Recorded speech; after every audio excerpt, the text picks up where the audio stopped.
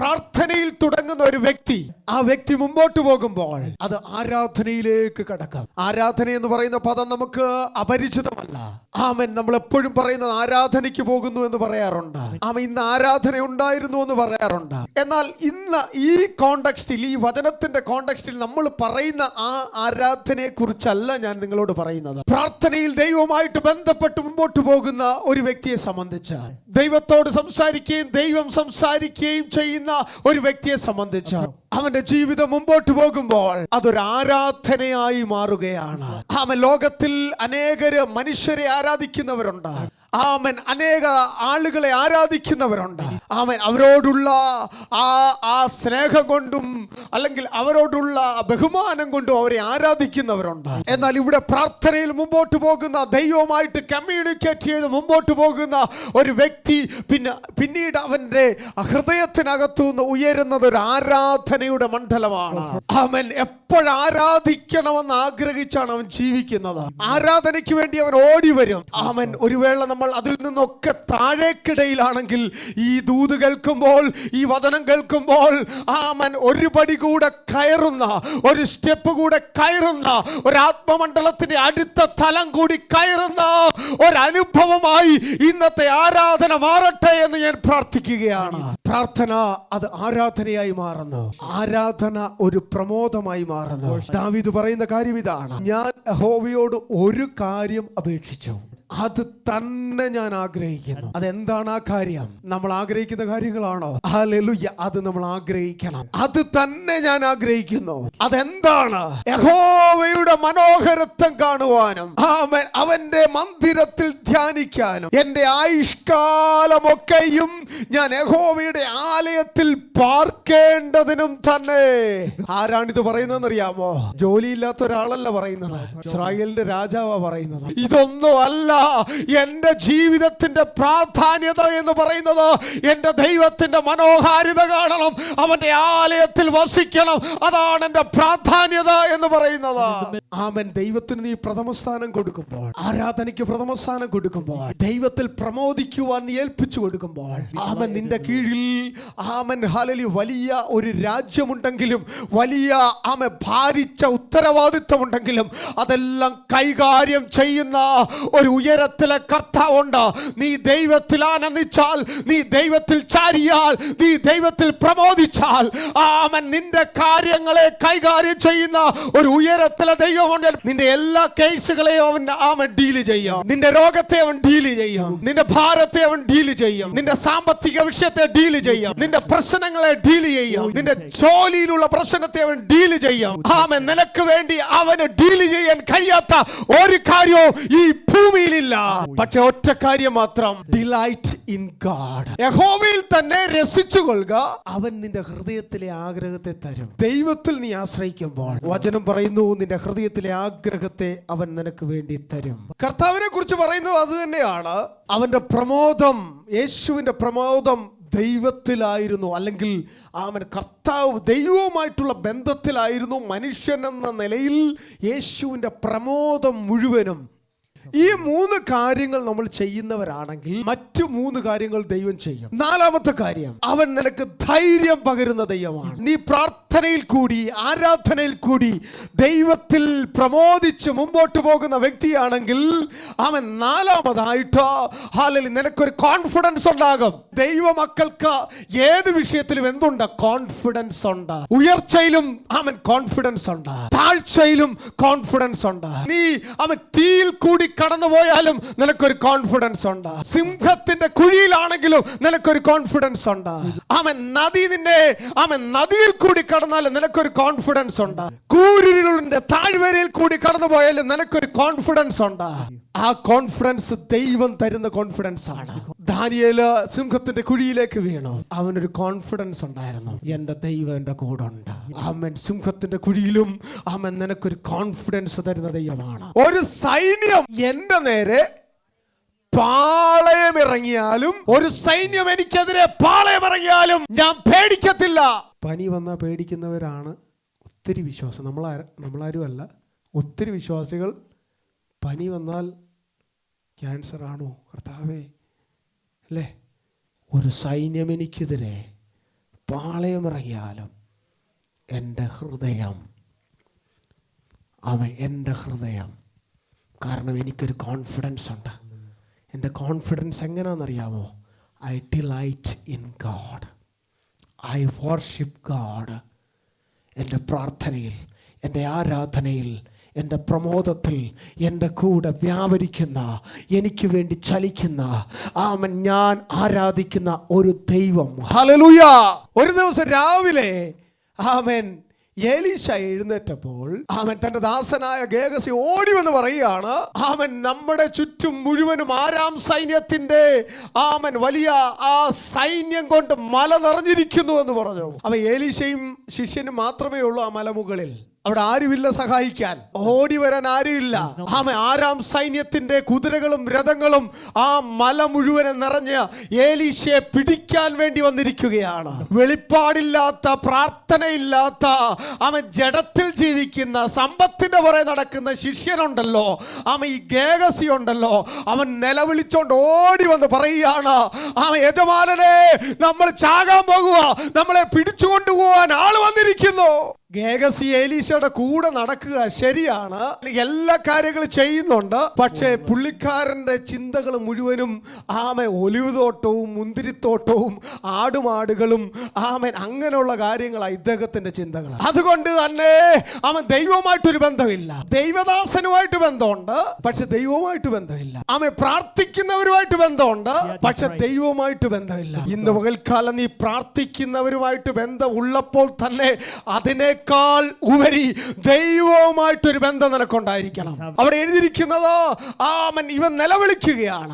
ദൈവമായിട്ട് നിനക്ക് ബന്ധമില്ലെങ്കിൽ സൈന്യം പാളയമിറങ്ങിയാൽ നീ നിലവിളിക്കും, പനി വന്നാൽ നീ നിലവിളിക്കും, പ്രശ്നം വന്നാൽ നീ നിലവിളിക്കും. എന്നാൽ അവിടെ കാണുന്ന ഒരു കാര്യം, എലീശ പറയുകയാണ്, ദൈവമേ, ഇവൻ കാണത്തക്കവണ്ണം ഇവന്റെ കണ്ണൊന്ന് തുറക്കണമേ. അവന്റെ കണ്ണിനെ ദൈവം തുറന്നു. കുഞ്ഞെ, ഇന്ന് പകൽക്കാലം ഞാൻ ആത്മാവിൽ നിന്നോട് പറയട്ടെ, നിന്റെ കണ്ണ് തുറക്കാൻ വേണ്ടി ഒന്ന് പ്രാർത്ഥിക്കുക. ഇതുവരെ കണ്ടിട്ടില്ലാത്ത ചിലത് നീ കാണാൻ പോകുക, ഇതുവരെ അനുഭവിച്ചിട്ടില്ലാത്ത നീ കാണാൻ പോകുക, ഇതുവരെ കേട്ടിട്ടില്ലാത്ത നീ കേൾക്കാൻ പോകുക. ഹല്ലേലൂയ. നീ ചോദിക്കുന്നതിലും നിനയ്ക്കുന്നതിലും അത്യന്തപരമായി നിനക്ക് വേണ്ടി ദൈവത്തിന്റെ കരം അത്ഭുതകരമായി ചലിക്കാൻ പോകുകയാണ്. അവിടെ എന്താ സംഭവിച്ചത് നമുക്കറിയാം. ദൈവത്തിന്റെ രഥങ്ങളും കുതിരകളും അവരെക്കാൾ അധികം 1000 രഥങ്ങൾ അഭിഷക്തന് വേണ്ടി ആ മല ചുറ്റിയിരിക്കുകയാണ്. കണ്ണ് തുറന്ന നിന്റെ കൂടെ നിൽക്കുന്ന ദൂതനെ നിനക്ക് കാണാൻ പറ്റും. കുറഞ്ഞത് 2 ദൂതന്മാരെങ്കിലും ഒരു ദൈവ പൈതലിന്റെ കൂടെ ഉണ്ട്. അവൻ ശക്തന്മാരായിട്ടുള്ള ഏഞ്ചൽസിനെ നിനക്ക് നിന്റെ കണ്ണ് തുറന്ന കാണാൻ പറ്റും. മറ്റൊരു ദൂതൻ ഇറങ്ങി കല്ലറവാതിക്കൽ കരഞ്ഞുകൊണ്ടിരിക്കുന്ന മറിയ, അബലയായ സ്ത്രീ, കഴിവില്ലാത്ത സ്ത്രീ, അവൾ കരഞ്ഞുകൊണ്ടിരിക്കുകയാണ്. കരഞ്ഞുകൊണ്ടിരിക്കുന്ന അവൾക്ക് വേണ്ടി അവൻ കല്ലറയുടെ വാതിലിൽ ഉരുട്ടി വച്ചിരുന്ന കല്ലിനെ ആ ദൂതനെ ഉരുട്ടി മാറ്റി. ഓ ശഖബല സന്ധര ദൂതന്മാരുടെ പ്രവൃത്തികളെ കുറിച്ച് വർണ്ണിക്കാൻ ഒത്തിരി ബൈബിളിനകത്തുണ്ട്. ഒരു സൈന്യം എനിക്കെതിരെ പാളയമിറങ്ങിയാലും എന്റെ ഹൃദയം ഭയപ്പെടുകയില്ല. എനിക്ക് യുദ്ധം നേരിട്ടാലും, ഒരുപക്ഷെ നീ ഒരു വാറിലായിരിക്കാം, ഈ ദിവസങ്ങളിൽ ഒരു യുദ്ധത്തിലായിരിക്കാം. മാനസിക യുദ്ധമായിരിക്കാം, ശാരീരിക യുദ്ധമായിരിക്കാം, കുടുംബപരമായ യുദ്ധമായിരിക്കാം, ജോലിയിലെ യുദ്ധമായിരിക്കാം. പിശാച് നേരിട്ട് നിനക്കെതിരെ യുദ്ധം പ്രഖ്യാപിച്ച ചില അനുഭവങ്ങളായിരിക്കാം. എന്നാൽ ഞാൻ ആത്മാവിൽ പറയട്ടെ, ആ യുദ്ധം ദൈവത്തിന്റെ യുദ്ധമാണ്. നിനക്ക് വേണ്ടി യുദ്ധം ചെയ്യുന്ന, നിനക്ക് വേണ്ടി യുദ്ധം ചെയ്യുന്ന ഒരു ഉയരത്തിലെ ദൈവം.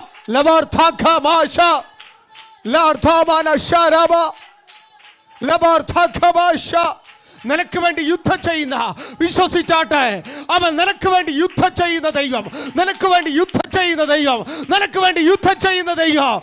നിന്റെ മാനസിക മണ്ഡലത്തിൽ അവൻ പിടിച്ചു നിൽക്കാൻ കഴിയാത്ത ചിന്തകളോ പോരാട്ടങ്ങളോ, അവൻ ആ വിഷയത്തിൽ നിനക്ക് വേണ്ടി ദൈവം യുദ്ധം ചെയ്യുന്ന ദൈവം, യുദ്ധം ചെയ്യുന്ന ദൈവം, യുദ്ധം ചെയ്യുന്ന ദൈവം, യുദ്ധം ചെയ്യുന്ന ദൈവം, യുദ്ധം ചെയ്യുന്ന ദൈവം.